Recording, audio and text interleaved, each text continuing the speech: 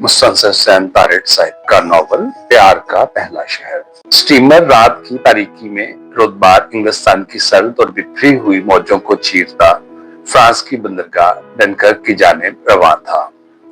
इंग्लिस्तान और फ्रांस के दरमियान फैला हुआ 36 मील का यह समंदर, जो आमतौर पर बेहद पुरसकून होता है, आज की शब तलातुम में था। घुप अंधेरे में लहरों का बेपना शोर और तेज हवा किसी बड़े तूफान का पेश खैमा थी। तुंद लहरें समंदर के सीने में से अपना मुहीब वजूद उभारती और एक खौफनाक धमाके से स्टीमर से आ टकराती। टकराव से स्टीमर किसी बूढ़े शराबी की तरह एकदम लड़खड़ा जाता और फिर उसी लम्हा ऐसे पुरसकून हो जाता जैसे उस शराबी ने दूर से आते हुए किसी पुलिस के सिपाही को देख लिया हो। मगर यह सुकून देर पा साबित ना होता और स्टीमर एक मरतबा फिर हचकोले खाने लगता। सनान इसी स्टीमर पर लंदन से पेरिस जा रहा था। इंग्लिस्तान के साहिल पर डोवर शहर से मुतसिल मशहूर जमाना सफेद चट्टानें, जो अंधेरे में मटियाली लग रही थी, आहिस्ता आहिस्ता दूर होती जा रही थी। चट्टानों के पहलू में डोवर के कदीम किले के संगलाख दरो दीवार की परछाइयां नजर आ रही थी। किले के दरमियान बुलंद चबूतरों को बरकी रोशनी से मुनव्वर किया गया था। लहरों के शोर और घुप अंधेरे में किले के बुर्जों में से फूटती हुई हल्की रोशनी में एक मुहीब और स्याह किस्म की खूबसूरती थी, जैसे वो आसेब ज़दा हो। डोवर की सफेद चट्टानें और कदीम किला सदियों तक अंग्रेजों के महकूम ममालिक से आने वाले बाशिंदों के लिए मादरे वतन इंग्लिस्तान की पहली झलक हुआ करते थे, जिन्हें देखकर उन गुलाम रूहों पर वजह तारी हो जाता। सरकारे बरतानिया, जिसकी सल्तनत पर कभी सूरज गुरूब ना होता, वो समंदर की लहरों पर भी हुक्मरान थी। इस अजीम सरकार के दारुल सल्तनत लंदन का दरवाजा डोवर इन दिनों इंग्लिस्तान एक नक चढ़ी सजी सजाई बुढ़िया की मानद था, जिसके कीमती गहने गुलाम कौमों के खून पसीने का समर थे। और फिर इन्हीं महकूम मुल्कों के हुर्रियत पसंद आगे बढ़े और वो तमाम गहने नोच लिए जो इस बूढ़ी हराफा ने तहजीब के नाम पर उनके बुजुर्गों से हथियार लिए थे। हर जेवर के छिनने पर यह बुढ़िया बुरी तरह झुंझला उठी और वो एक नहुसत आलूद अफियत का रूप धार लेती। मगर आज ये बुढ़िया बेहद पुरसकून है। उसने हालात से समझौता कर लिया है। अजीम माजी की याद अब सिर्फ कदीम शराब खानों में बैठे बुढ़े कोसट अंग्रेजों की बेवजह गुफ्तगू तक महदूद है। आज डोवर का किला और सफेद चट्टानें एक गमगुश्ता तहजीब की परछाइयां हैं, जिन्हें देखकर सिर्फ उनका जमाल दिल पर असर करता है, ना कि उनका जलाल। सनान भी इस मरतबा इंग्लिस्तान के साहिल पर डोवर के तिलिस्मी किले और सफेद चट्टानों को नजरों से ओझल होते देखकर जज्बाती तौर पर गैर मुतासिर रहा।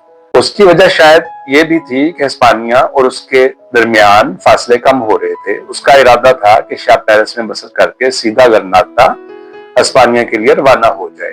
डोवर का किला और उसके बुर्जों में मुनव्वर रोशनियां अब सिर्फ एक रोशन गोले की सूरत में नजर आ रही थी।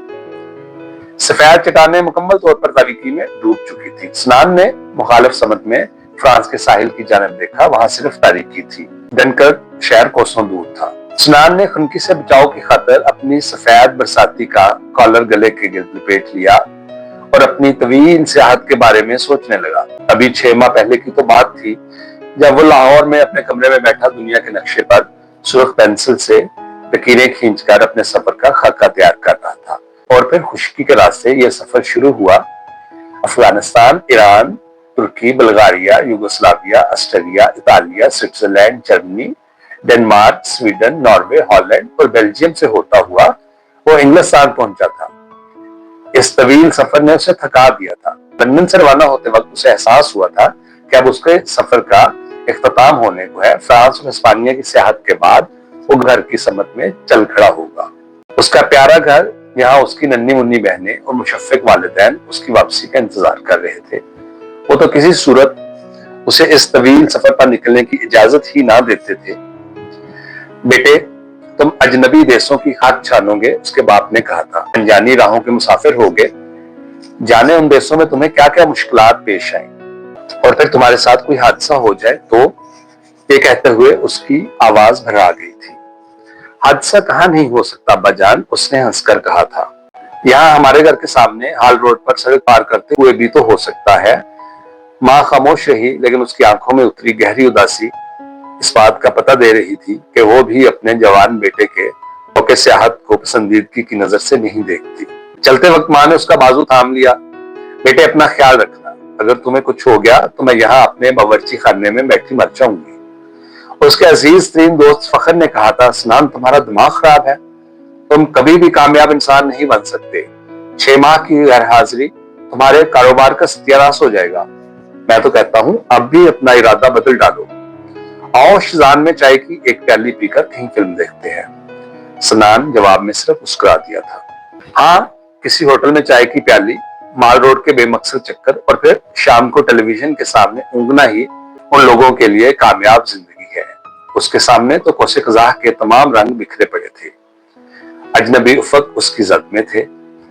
ہاں البتہ اس کی پیاری بہنیں بالکل مترس نہ ہوئی۔ بھائی جان، سنا ہے کارنبی اسٹریٹ لندن میں لیڈیز کوٹ بے حد عمدہ ملتے ہیں، ایک میرے لیے لے آئیے گا پلیز۔ ایک میرے لیے بھی، منجری نے گرا دی۔ میں بھی پہن لوں گی، سب سے چھوٹی نے اپنی لامبی پلکیں جھپکتے ہوئے شرارت سے کہا۔ لندن میں قیام کے دوران میں اس نے اپنے لیے تو کچھ نہ خریدا، البتہ اپنی بہنوں کے لیے کوٹ ضرور خرید لیے۔ بھلا ان تینوں کے لیے ولایت سے کوئی تحفہ نہ لے جا کر ساری عمر جلے ہوئے ٹوسٹ اور بینگن کدو جیسی سبزیاں کون کھاتا؟ سنان سوچ رہا تھا کہ یہ سٹیمر اسے صبح تک فرانس کی بندرگاہ ڈنکرک لے جائے گا، وہاں سے گاڑی میں سوار ہو کر شام تک پیرس، شب بصری کے بعد دوسری صبح ہی وہ گرناتا اور کرتبہ کے پرفسون شہروں کی طرف چل دے گا، یہاں کی محرابوں اور ایوانوں سے اسے ڈوری میں باندھ رکھا تھا۔ بچپن میں جہازی قسم کے ناول پڑھ پڑھ کر اس کے دل میں ان شہروں کو دیکھنے کی امنگ پیدا ہوئی۔ وہ چاہتا تھا کہ وہاں جا کر دیکھے کہ کیا اب بھی وہاں چشمے غزال عام ہے اور نگاہوں کے تیر واقعی دل نشیں ہیں۔ اب گرمیوں کا اخیر تھا، اس کا خیال تھا کہ موسم خزاں کا شروع اندلس کی سرزمین میں بسر کر کے شدید سردی شروع ہونے سے پہلے پہلے واپس وطن لوٹ جائے، ورنہ ترکی میں برف باری کے شدید طوفانوں میں گھر جانے کا اندیشہ تھا۔ ویسے بھی وہ اس طویل سفر سے اکتا چکا تھا اور جلد از جلد وطن لوٹنا چاہتا تھا۔ ایک تیز و تند لہر سٹیمر سے ٹکرائی اور سمندر کا نمکین پانی فوار کی صورت میں سنان کے چہرے پر پھیل گیا۔ اس نے جیب سے رومال نکال کر منہ پونچھا اور ادھر ادھر نظر دوڑائی۔ نم آلود عرشہ ویران پڑا تھا۔ تمام مسافر رات کی خنکی اور سمندر کی نم آلود ہواؤں سے بچاؤ کی خاطر سٹیمر کی نچلی منزل میں واقع قہوہ خانے میں جا چکے تھے۔ ہوا اب قدرے تیز ہو چلی تھی اور اس کے خنکی برساتی میں سے جذب ہو کر اس کے چھوٹے چکلے سینے کو یخ کر رہی تھی۔ سنان نے اپنا مختصر سامان اٹھایا اور قہوہ خانے کو اترتی ہوئی سیڑھیوں کی جانب چل دیا۔ قہوہ خانہ کھچا کھچ بھرا ہوا تھا، یہاں پر لہروں کے شور کی بجائے انسانی آوازوں کا گوگا تھا۔ چند لوگ کافی یا شراب پینے میں مصروف تھے، مگر اکثریت کرسیوں پر ٹانگیں پھیلائے اونگنے اور سونے کے درمیانی مراحل میں تھی۔ دروازے کے ساتھ ٹیک لگائے ہوئے ایک بوڑھا انگریز سیاہ سوٹ اور باؤلر ہیٹ میں ملبوس ایک ہاتھ میں چھاتا تھامے بے حس و حرکت کھڑا تھا۔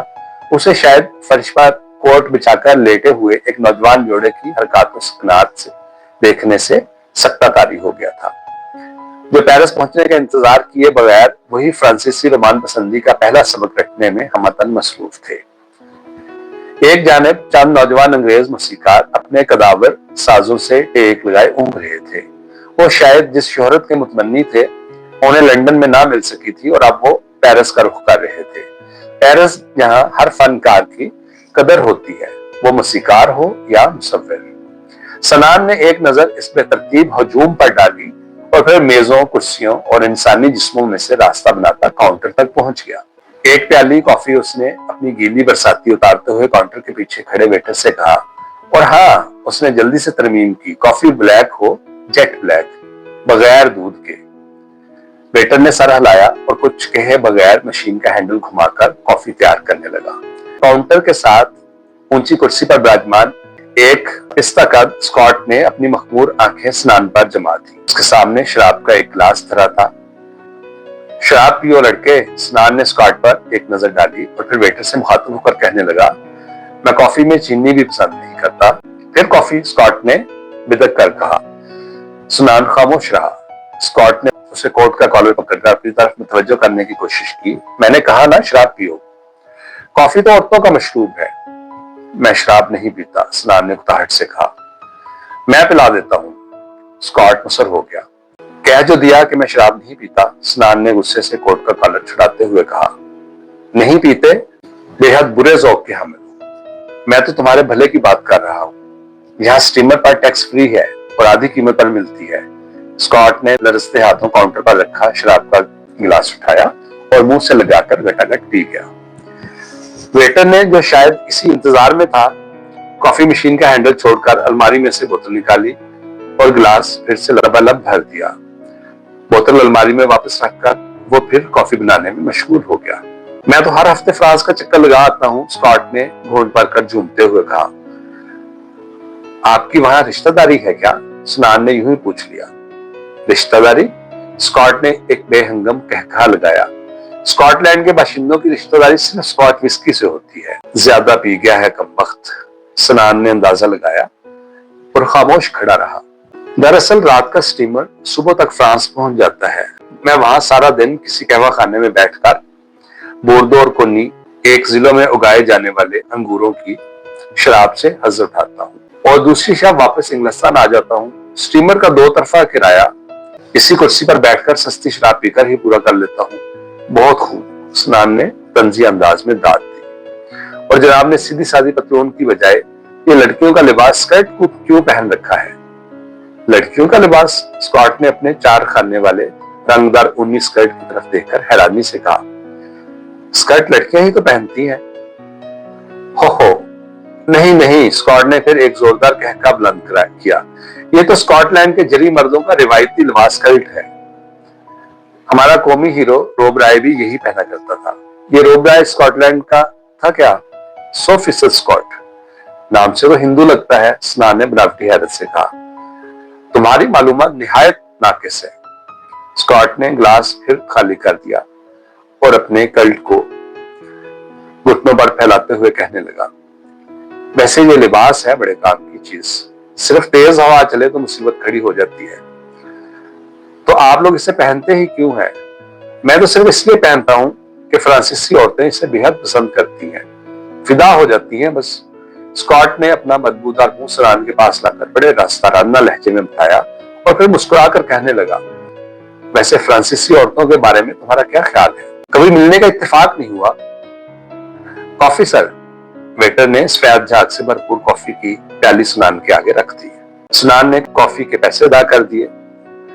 इस सकत स्कॉट, जिसकी जिहोशी की उम्र अब खत्म होने को थी, इस काबिल ना रहा था कि उसकी रफाकत में बकिया सफर खुशगवार तरीके से कट सके। चुनांचे स्नान ने कॉफी की प्याली काउंटर से उठा ली और पीछे मुड़ा। उसे किसी ऐसी जगह की तलाश थी जहां बैठकर वो इत्मीनान से कॉफी पी सके और हो सके तो बकिया सफर के दौरान में थोड़ा बहुत ऊँघ भी ले। कहवा खाने की तमाम में से पुर थी। क्यों ना वापसी अर्शे पर ही चला जाए, स्नान ने सोचा। वहां खुनकी के बावजूद सुकून तो होगा। और बरसाती दोबारा पहनकर कहवा खाने दरवाजे से बाहर निकल गया। स्नान ऊपर अर्शे पर आया तो वहां अब भी वीरानी का राज था। अलबत्ता तूफान की शिद्दत में कमी वाक़ हो चुकी थी और स्टीमर निहायत पुरसुकून अंदाज में फ्रांस के साहिल की जानिब बढ़ता चला जा रहा था। स्टीमर के गिर्द बने हुए आहिनी जंगले के ऊपर बंधे हुए रस्से पर 2 बल्ब झूम रहे थे, जिनकी मध्यम रोशनी अर्शे के भीगे हुए तख्तों पर चमक रही थी। कैबिन की दीवार के साथ खाली आराम कुर्सियों की कितार थी। स्नान वहीं एक कुर्सी पर बैठ गया, जेब से सिगरेटों का पैकेट निकाला और एक सिगरेट सुलगाकर मुंह में दबा लिया। उसने बामुश्किल 1-2 कशी लगाए होंगे कि बज़ाहिर पुरसुकून समंदर में से एक तुंद मौज उठी और स्टीमर के साथ आ टकराई। समंदर का नमकीन पानी उसके पूरे चेहरे को भिगो गया। सिगरेट बुझ गया। स्नान सिरे लब बुड़बड़ाया और फिर गीले सिगरेट को अर्शे पर फेंककर कॉफी पीने में मशगूल हो गया। उसने एक चुस्की लगाकर रस्सों से झूलते हुए कमकमों से परे देखने की कोशिश की। वहां सिर्फ लहरों का शोर और मुकम्मल तारीकी थी। थोड़ी देर बाद उसे एहसास हुआ कि वो अर्शे पर अकेला नहीं बल्कि साथ वाली कुर्सी पर एक और मुसाफिर मौसम की सख्तियों से बेनियाज टांगे फैलाए सो रहा है। उसने सर से पांव तक अपने आप को एक भारी सुर्ख कोट से ढक रखा था। एकदम स्टीमर का घग्याया हुआ पंपू जोर से बजा। ओह, कितनी सर्दी है। ये सुरीली और ठठरती हुई आवाज साथ वाली कुर्सी पर पड़े सुर्ख कोट में से आई थी। स्नान ने बुखलाकर कॉफी की प्याली अर्शे पर रख दी। सुर्ख कोट अब बाकायदा ठठर रहा था। जवाब तो देना चाहिए, स्नान ने सोचा। आपको किस भले मानस ने सर्दी में अर्शे पर सोने का मशवरा दिया था? उसने अपना मुंह कोट के इस बटन के पास ले जाकर जोर से कहा, جس کے آس پاس سریلی آواز کے کان ہو سکتے تھے۔ اوہ! کوٹ ایک دم اچھل پڑا۔ کالر کے سرے پر دو خوفزدہ آنکھیں جھانکنے لگی۔ تم کون ہو؟ سرخ کوٹ نے یہ سوال ایسے ہی پوچھا تھا جیسے عامل معمول کے درمیان مکالموں میں تم کون پوچھا جاتا ہے۔ مسافر سنان نے معمول کی بہر میں جواب دیا۔ مدھم روشنی میں وہ صرف اتنا دیکھ سکا کہ عامل لڑکی ہے اور بال لڑکوں کی طرز پر چھوٹے چھوٹے کٹے ہوئے ہیں، خوبصورت بھی ہے۔ آنکھیں جو خوف سے پھیلی ہوئی تھیں اپنی اصلی حالت پر لوٹ آئیں، کافی بڑی بڑی تھی۔ نیچے قہوہ خانے میں جگہ نہ تھی، اس لیے یہاں آ کر سو رہی۔ میرا تو وہاں دم گھٹ رہا تھا، سرخ کوٹ نے آہستہ سے کہا۔ سنان اب اس انتظار میں تھا کہ سرخ کوٹ آنکھوں سے نیچے ڈھل کے اور وہ اس پر کے بکیا خدوخال دیکھ سکے۔ آنکھیں اب آہستہ آہستہ نیند کے بوجھ سے بند ہو رہی تھی۔ سنان نے گلا صاف کرتے ہوئے کہا، اگر آپ چاہیں تو میں آپ کو اپنی برساتی دے سکتا ہوں، سرخ کوٹ پر پھیلا لیجئے، فوار سے بچاؤ ہوگا۔ سرخ کوٹ نے صاف انکار کر دیا اور پھر اونگنے لگا۔ سنان کو نیند بالکل نہیں آ رہی تھی۔ اس نے سوچا کہ اگر یہ لڑکی سو گئی تو صبح تک یوں ہی گمسم ہو کر بیٹھا رہنا پڑے گا، گفتگو جاری رہنی چاہیے۔ کیا آج واقعی بے حد سردی ہے؟ اس نے بات کو طول دیتے ہوئے خوش دلی سے پوچھا۔ تمہارا کیا خیال ہے؟ میں صرف مشغلے کے طور پر ٹھٹر رہی ہوں، کوٹ نے رکھائی سے جواب دیا۔ سنان نے منہ بنا لیا۔ عجیب لڑکی ہے، بات کرنے کی بھی تمیز نہیں۔ یورپ میں کالی آنکھیں، کالے بال اور مشرقی خد و خال لڑکیوں کے لیے سمے قاتل کی حیثیت رکھتے ہیں، یہاں تک کہ جن مشرقی لڑکوں کی شکل و صورت کے بارے میں ان کے والدین کو بھی کوئی خوش فہمی نہیں ہوتی، وہ بھی یورپ میں جا کر لڑکیوں سے ہینڈسم اسٹرینجر یعنی خوش شکل اجنبی کا خطاب پا جاتے ہیں۔ ادھر سنان تو ویسے ہی مشرقی وجاہت کا بھرپور نمونہ تھا، بڑی بڑی کالی بھور آنکھیں، یکدم اداس اور پل بھر میں مسکرا دینے والی ستوا ناک، چوڑا ماتھا اور متناسب جسم۔ اگرچہ یورپ میں سنان نے ان مردانہ صفات سے ناجائز فائدہ نہیں اٹھایا، مگر اس سرخ کوٹ نے، اس لڑکی نے اس کی انا کو ٹھیس لگائی تھی۔ بلا سیدھے منہ بات کیوں نہیں کرتی؟ اس نے ایک مرتبہ پھر کوشش کی اور بڑے تحمل سے پوچھا، آپ انگریز ہیں کیا؟ تم کو افریقی لگتی ہوں کیا؟ سرخ کوٹ نے اونگتے ہوئے پھر جھاڑ پلا دی اور پھر نہ جانے کیا سوچ کر جمائی لیتے ہوئے پوچھا، فرانس جا رہے ہو؟ چہرے پر بلا کا بھول پن تھا۔ اور نہیں تو کیا، یہ اسٹیمر افریقہ جا رہا ہے؟ اب سنان کی باری تھی۔ ظاہر ہے اس اسٹیمر پر سوار تمام مسافر فرانس ہی تو جا رہے ہیں۔ لڑکی نے قہر بری نظروں سے سنان کی طرف دیکھا اور پھر ایک لمبی اونگ کر کے اپنا کوٹ آنکھوں پر کھینچ کر خاموشی سے آرام کرسی پر لیٹ گئی۔ سنان مسکرائے بغیر نہ رہ سکا۔ اس نے فرش پر رکھی کافی کی پیالی اٹھا کر منہ سے لگا دی۔ کافی بالکل یخ ہو چکی تھی۔ اس نے بمشکل ایک گھونٹ نکلا اور پیالی دوبارہ فرش پر رکھ کر انگلیاں چٹکانے لگا۔ اب کیا کیا جائے؟ ساتھ والی کرسی پر لیٹا سرخ کوٹ بالکل بے حس و حرکت تھا۔ اسے احساس ہوا کہ اس کا رویہ نہایت غیر معقول اور انتہائی غیر دوستانہ تھا۔ زیادتی بہرحال اس کی اپنی تھی، بڑا مزے سے سوتی ہوئی ایک خوبصورت لڑکی کے کان میں اس طرح تان لگا دینا کہاں کی شرافت ہے؟ معذرت کرنی چاہیے، سنان نے فیصلہ کیا۔ ہیلو، اس نے کوٹ کے کالر سے مخاطب ہو کر سرگوشی کی۔ کوٹ ساکن پڑا رہا۔ میں نے کہا ہیلو، سنان نے قدرے بلند آواز میں کہا۔ اوہ کیا مصیبت ہے، سونے بھی دو گے یا نہیں؟ کوٹ ایک دم ہڑبڑا کر اٹھ بیٹھا اور نہایت برہم نظر آ رہی تھی۔ میں دراصل آپ سے، میرا مطلب ہے کہ مجھے بے حد افسوس ہے، میں نے آپ کو خامخواہ ڈرا دیا۔ سنان کے لہجے میں معذرت تھی۔ ایک بار نہیں بلکہ دو مرتبہ۔ لڑکی نے دونوں مٹھیاں بھینچ کر ننھے بچوں کی مانند اپنی آنکھیں ملی۔ آپ فرانس جا رہی ہیں؟ سنان کے منہ سے بے اختیار وہی جملہ نکل گیا جس پر اس سے قبل ہنگامہ ہو چکا تھا۔ اور نہیں تو کیا، یہ اسٹیمر افریقہ جا رہا ہے؟ ظاہر ہے اسٹیمر پر تمام سوار لوگ فرانس ہی تو جا رہے ہیں۔ اس نے انگلیاں نچا کر فکرہ ادھورا چھوڑ دیا اور خود بخود مسکرانے لگی۔ اس وقت سنان کا جی چاہا کہ کاش اس کے پاس کوئی سرخ کوٹ ہوتا تاکہ وہ جواباً ایک لمبی اونگ کر کے اسے اوڑھ کر وہی کرسی پر لمبا پڑ جاتا۔ میں صرف معذرت کرنا چاہتا تھا، سنان نے اپنی خفت مٹانے کی خاطر جیب سے سگریٹ نکال کر سلگانے کی کوشش کی۔ سمندر سے اب بھی ہلکی ہلکی فوار ان کے چہروں پر پڑ رہی تھی، اس لیے سگریٹ نہ جل سکا۔ اور کچھ لڑکی نے کوٹ کا کالر آنکھوں سے سرکا کر نیچے کر لیا۔ واقعی وہ خوبصورت تھی۔ کچھ نہیں، سنان نے جھلا کر سگریٹ پھینک دیا۔ اب آپ سو سکتی ہیں۔ मैं हरगज मुखल नहीं होगा। तकरीबन 1 घंटे तक हमें फ्रांस के साहिल की पहली झलक दिखाई देने लगेगी। लड़की ने एक उचटती हुई निगाह अपनी चुकोर जिन्नाती डायल वाली घड़ी पर डालते हुए कहा, अब सोकर क्या करूंगी? सुनान खामोश बैठा रहा। क्या तुम पहली मरतबा फ्रांस जा रहे हो? उसने गर्दन को हल्का सा खम देकर सुनान की जानिब देखा और जवाब का इंतजार किए बगैर बड़ी मासूमियत से कहने लगी, मैं तो हर साल जाती हूँ। आप भी उस बूढ़े स्कॉट की तरह हर हफ्ते क्यों नहीं चली जाती? सुनान ने यूं ही हाँक लगाई। कौन से बूढ़े स्कॉट की तरह? अपना यार है, नीचे कहवा खाने में बैठा विस्की पी रहा है। लड़की की आंखें अब की हैरत से फैल गई। बहरहाल आप कह रही थी कि आप हर साल फ्रांस जाती हैं। सुनान का मूड खासा बेहतर हो चुका था। हाँ बिल्कुल, लड़की फिर गोया हुई। वो इसलिए कि मेरा बाप अंग्रेज है और माँ फ्रांसीसी थी। हाँ, मर चुकी है। हसरत गुंचों पे आंखें और ज्यादा फैल गई क्योंकि फिक्रा उर्दू में अदा हुआ था। अजीब अजीब बातें करते हो, लड़की ने सर झटक कर कहा। मैंने अपनी जुबान में अफसोस का इजहार किया था। सुनान ने बड़ी संजीदगी से कहा, बहरहाल आप कह रही थी कि आपकी वालिदा मुहतरमा वफात पा चुकी हैं। ये अंदोहनाक सानिया कब हुआ था? तब मैं बहुत छोटी थी, मुझे तो उसकी शक्ल भी याद नहीं, लेकिन हर साल फ्रांस जाने से उसका ताल्लुक अभी बताती हूँ। उसने बिल्कुल बच्चों की तरह खुश होकर फिर कहना शुरू किया, मेरी खाला पेरिस में रहती है। डैडी डियर मुझे गर्मियों में उनके पास भेज देते हैं और मैं वहां क्रिसमस तक रहती हूँ, यानी 25 दिसंबर तक। सुनान ने लुकमा दिया। तुम्हारे यहाँ क्रिसमस क्या जून में होती है? हमारे यहाँ क्रिसमस सिरे से होती ही नहीं। ये कैसे हो सकता है? उसने हैरत से कहा। 25 दिसंबर का दिन तो हर मुल्क में आता है। हाँ, लेकिन क्रिसमस हर मुल्क में नहीं होती। हम मुसलमान हैं और क्रिसमस नहीं मनाते। अजीब बात है। उसने एक मरतबा फिर सर झटका। मेरा ख्याल था कि क्रिसमस तमाम मुल्कों में मनाई जाती है। हाँ, तो आप कह रही थी, हर मरतबा बीच में टोक देते हो, बात पूरी ही नहीं सुनते।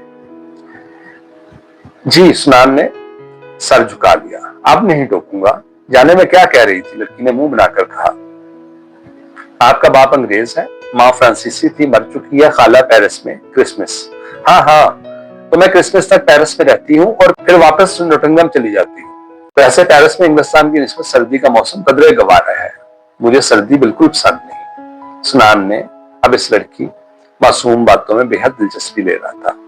बेपनाह बेसाख्तगी थी उनमें। कहते हैं हर इंसान के, हर तहजीब याफ्ता इंसान के दो मुल्क होते हैं, एक उसका अपना और दूसरा फ्रांस।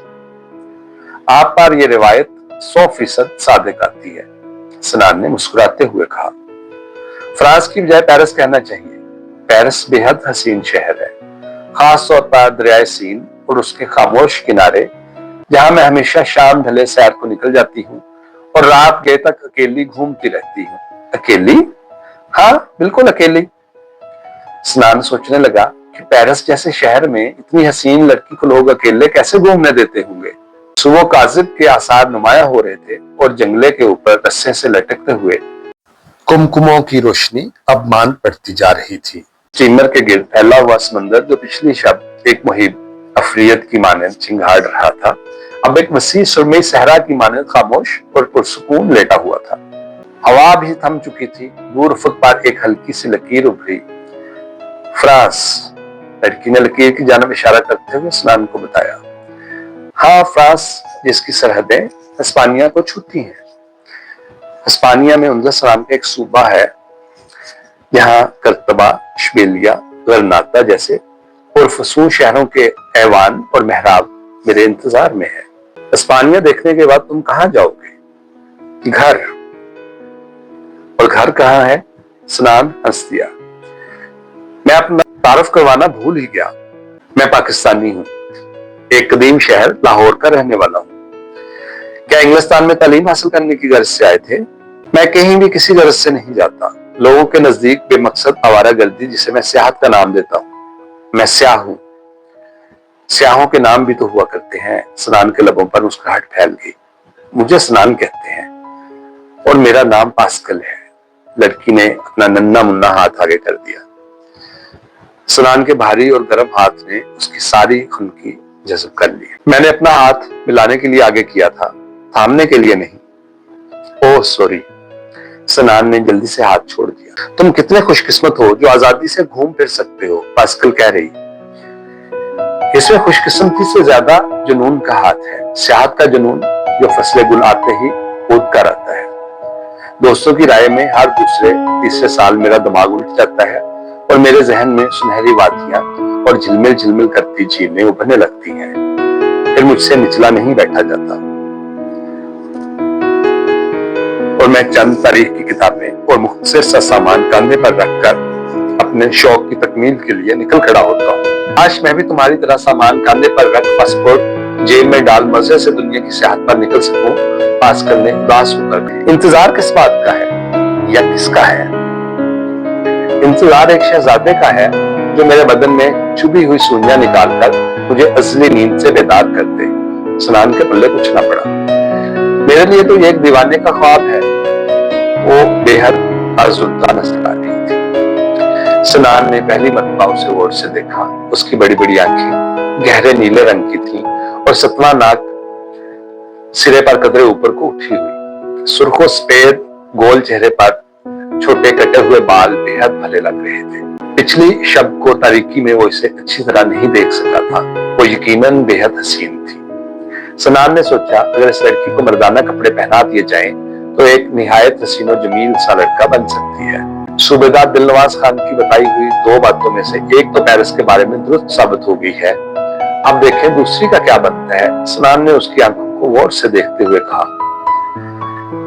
पास्कल ने सनान की तरफ यूं देखा जैसे कह रही हूं कि फिर अजीब अजीब बातें कर रहे हो।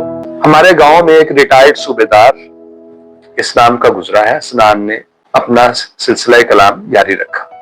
वो दूसरी जंग अजीम में फ्रांस के महाज पर लड़ा था। हम बचपन में गांव से बाहर उसके डेरे पर चले जाते और उससे पेरिस के बारे में कहानियां सुनने की फरमाइश करते। वो हमेशा दो बातों का जिक्र करता कि बेटा, पेरिस की तमाम औरतों की आंखें नीली होती हैं और वहां सड़कें शीशे की बनी होती हैं। पास्कल कदरे छींक गई। कम से कम दूसरी बात तो गलत है। शीशे की बजाय पेरिस की अक्सर सड़कें खुरदरे पत्थरों से बनी हुई हैं। तुम्हें यह कैसे मालूम हो गया कि पहली बात दुरुस्त है? पास्कल का चेहरा सुर्ख हो गया। सनान को मशरकी हया का यह अंदाज मगरब में देखकर बेहद हैरत हुई। वरना कोपेनहेगन के तवाली बाग में तो एक लड़की ने उसे खुले बंदों बाहों में जकड़ कर खूबसूरत गुड्डे का खिताब दे डाला था। बेशर्म कहीं की लोगों ने बड़ी मुश्किल से छुड़ाया। मुझे भी बचपन में बताया गया था कि पाकिस्तान में या तो राजे महाराजे होते हैं या फकीर मिडिल क्लास सिरे से नापैद है। दोनों में से कोई बात दुरुस्त साबित नहीं हुई। पास्कल ने हंसकर कहा। सनान और पास्कल वहां बैठे खासी देर तक यूं ही बातें करते रहे। वो उसे पेरिस और उसके गिरदोनवाह में फैले हुए जंगलों और खूबसूरत कस्बों के बारे में बताती रही और सनान ने अपने तवील सफर के दौरान में पेश आने वाले दिलचस्प वाकयात सुनाता रहा।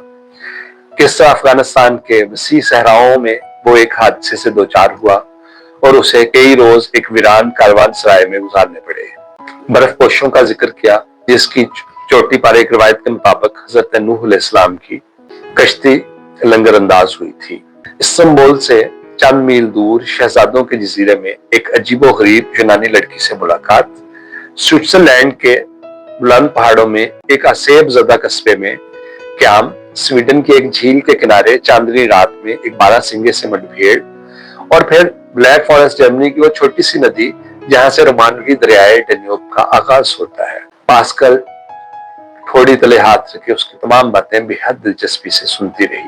हर अजनबी और दूर दराज के मुल्क के नाम पर उसका चेहरा मुसरत से दम घुटता। सनान जो तबन खामोशी पसंद वाक़या हुआ था आज बेहद बातें कर रहा था। एक किस्सा खत्म होता तो पास्कल मुंह खोल ले, इस इंतजार में होती कि अब किसी और अनजानी जगह का तज़किरा छिड़ेगा। आखिर में सनान उसे उम्मे खयाम के शहर निशापुर के कदीम कहवा खानों में कही गई लोक हिकायतें सुनाने लगा। यहाँ तक के डनकर्क के फ्रांसीसी शहर की इमारतें दिखाई देने लगी। इन दोनों के गिर्द तमाम आराम कुर्सियां अब मुसाफिरों से पुर हो चुकी थीं। वो एक दूसरे की बातों में इतने मगन रहे कि उन्हें एहसास तक न हुआ कि कब सुबह हुई और फिर कब कहवा खाने में बैठे हुए तमाम मुसाफिर ऊपर अर्शे पर आ गए। अक्सर लोग जंगले के साथ नक्काए डनकर के शहर और बंदरगाह को देख रहे थे, जो नजदीक से नजदीकतर होती जा रही थी। सनान और पास्कल वहीं बैठे रहे। सनान को ख्याल आया कि अभी ये स्टीमर बंदरगाह में दाखिल हो जाएगा और ये खूबसूरत लड़की यूरोपीय लोगों की रिवायती सरबोरी का मुजाहरा करते हुए ये कहकर चल देगी कि रफाकत का शुक्रिया, खुदा हाफिज। वो नहीं चाहता था कि ऐसा हो। बंदरगाह में दाखिले पर स्टीमर का भूंपू जोर जोर से बजना शुरू हो गया। जंगले के गिर्द खड़े और कुर्सियों पर बैठे हुए मुसाफिरों ने अपना अपना सामान उठाया और उस कोने की तरफ चल दिए जहां बंदरगाह को उतरने वाली सीढ़ियां नस्ब थी। सनान ने पास्कल की जानिब देखा।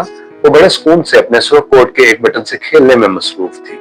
यूं लगता था जैसे उसे डनकर्क नहीं उतरना, बल्कि ये स्टीमर उसे कहीं और ले जाए।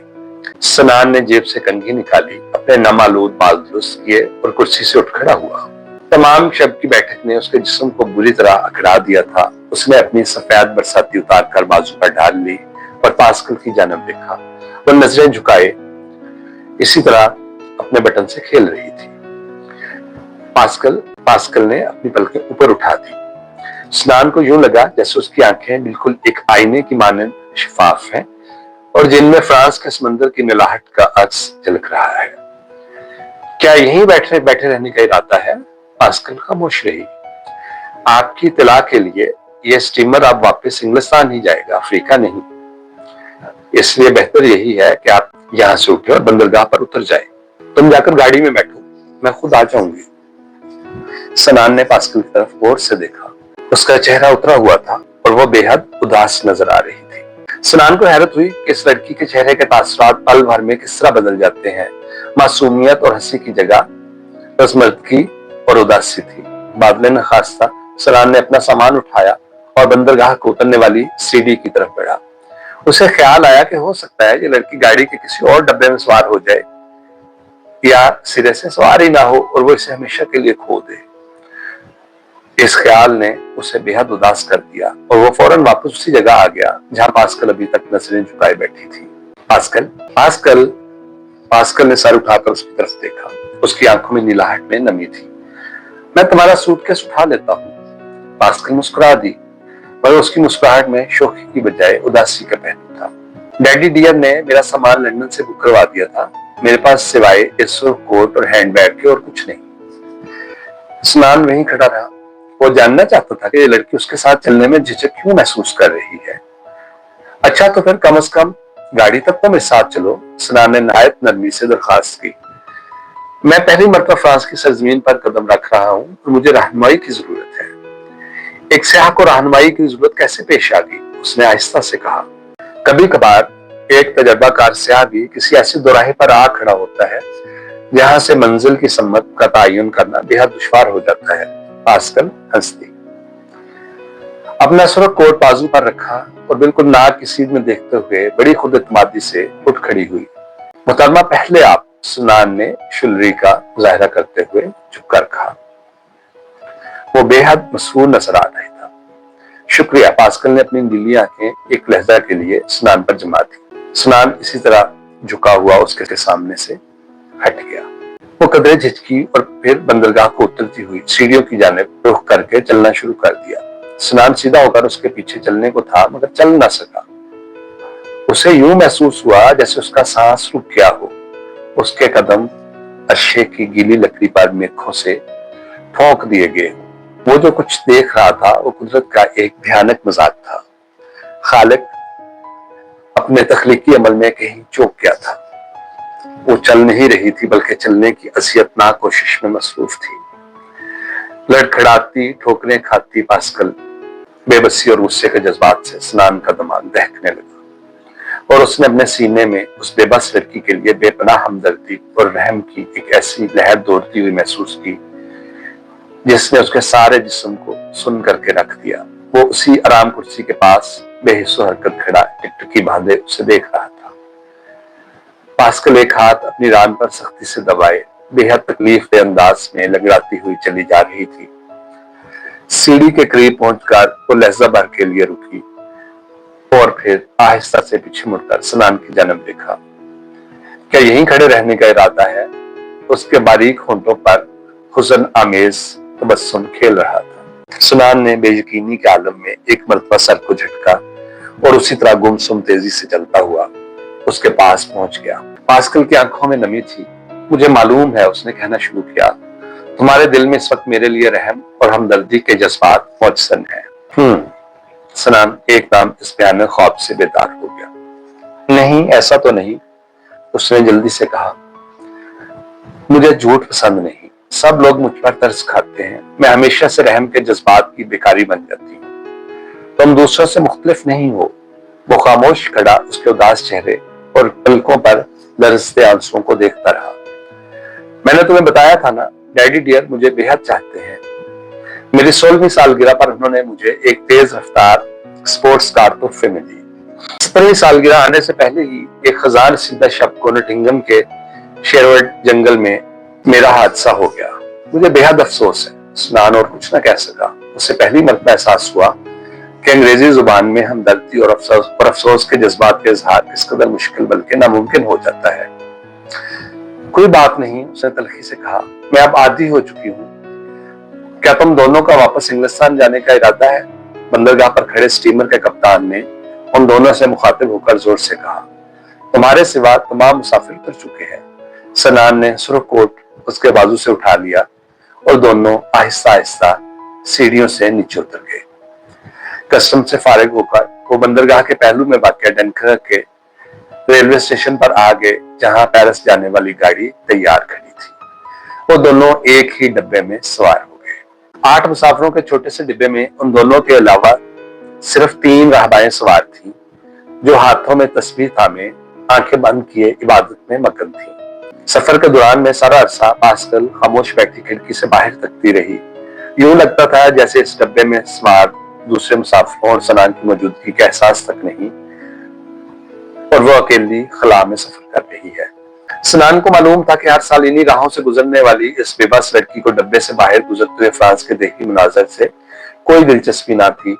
وہ ان سرسبز کھیتوں اور وسیع چراگاہوں کے دامن میں پھیلی ہوئی اجلی اجلی دھند کو اس سے پہلے بھی کئی مرتبہ دیکھ چکی تھی۔ یہ گھنے جنگل اور چمکیلی ندیاں اس کے لیے اجنبی نہ تھے۔ اس کی نیلی آنکھیں، جنہیں دیکھ کر سنان کو ایران کا نیلا آسمان یاد آ گیا تھا، کسی اور جہان میں تھی۔ سنان اس کے حسن میں حزن و ملال کے روگ کو جان گیا تھا۔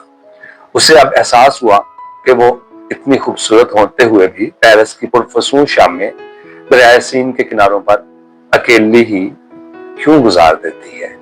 سیاحت اور جہاں گردی اس کے لیے دیوانے کا خواب کیوں تھی؟ وہ اپاہج تھی۔ وہ اسٹیمر پر اس آرام کرسی سے اٹھنے میں جھجک کیوں رہی تھی؟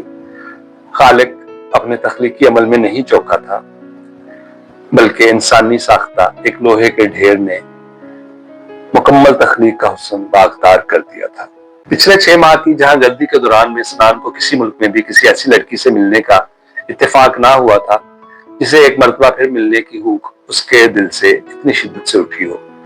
وہ اس لڑکی کو دوبارہ ملنا چاہتا تھا۔ وہ کسی قیمت پر بھی گاڑی کے اس سفر کے اختتام پر رفاقت کا شکریہ، خدا حافظ جیسے کھوکھلے الفاظ ادا کر کے اس سے ہمیشہ کے لیے جدا ہونا نہیں چاہتا تھا۔ سنان چاہتا تھا کہ پاسکل کی اداس نیلی آنکھیں پھر سے مسکرانے لگیں۔ پاسکل، اس نے کھڑکی کا شیشہ بجا کر اسے متوجہ کرنے کی کوشش کی۔ اس کی نیلگوں آنکھیں کانچ کی گولیوں کی طرح بے جان تھیں۔ یوں لگتا تھا جیسے وہ کوئی بھیانک خواب دیکھ رہی ہو۔ تم اگر پسند کرو تو پیرس پہنچنے پر میں تمہیں گھر تک چھوڑ آؤں گا، سنان نے مسکراتے ہوئے پیشکش کی۔ اس کی ضرورت نہیں، لیکن مجھے خوشی ہوگی۔ میں نے کہا نا، اس کی ضرورت نہیں، میری خالہ مجھے اسٹیشن پر لینے آ رہی ہیں۔ وہ بدستور باہر دیکھتی رہی۔ پاسکل، سنان نے ایک مرتبہ پھر کھڑکی کا شیشہ کھٹکھٹایا، کیا تم اس سفر کے خاتمے پر آج شام مجھے کہیں مل سکتی ہو؟ اس نے ایک دم پلٹ کر سنان کی جانب یوں دیکھا جیسے اس نے کوئی انہونی بات کہہ دی ہو۔ وہ کس لیے؟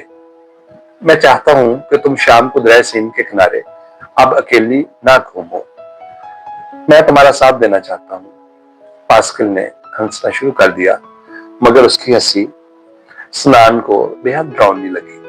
میں جانتی ہوں میرا چہرہ بے حد دلکش ہے، وہ کہنے لگی، مگر اس کا کیا کیا جائے کہ اس چہرے کا حسن کسی نیم تاریک قہوہ خانے کے کونے میں پڑی ہوئی کرسی پر صرف بیٹھے رہنے کی حد تک ہی محدود ہے۔ उठकर चलने की तकलीफ दे कोशिश इसी दिलकश चेहरे को इंतहाई बदसूरत बना देती है और इंसान सारी जिंदगी एक कोने में बैठे तो गुजार नहीं सकता। इन बातों का जिंदगी के हकाइक से दूर का भी ताल्लुक नहीं। सनान ने जज्बाती होकर कहा, तो मुझे जिंदगी के हकाइक के बारे में बता रहे हो? उसने दुख से कहा, जिस तरह एक ही सरजमीन पर एक लकीर सरहद की सूरत में खींच जाती है, तो इस तरह वजूद में आने वाले दो मुल्कों के लिए सच्चाई के पैमाने भी एक दूसरे से बिल्कुल उलट हो जाते हैं। इसी तरह जिंदगी के हकाइक भी हर इंसान के लिए मुख्तलिफ होते हैं। तुम्हारे जैसे स्याह के लिए जिंदगी के हकाइक हैं अजनबी देशों की पुकार पर घर से निकल खड़े होना, सुनहरी वादियों के ख्वाब जो बाद में हकीकत का रूप धार लेते हैं, और एक लाउबाली और हंगामा खेज जिंदगी। और मेरे जैसी अपाहिज और लाचार लड़की के लिए आरामदेह कुर्सियों और सोफों पर बैठकर फैशन के रिसाले पढ़ना, किताबों की वक्त गर्दानी करना, पैरों अपने कमरे की खिड़की में बैठे बाहर तकते रहना, लोगों के जज्बात को अपने दिल की छलनी में छान कर ये कह देखना कि रहम के जज्बात के अलावा कोई छोटा मोटा जर्रा शायद मोहब्बत का भी हो।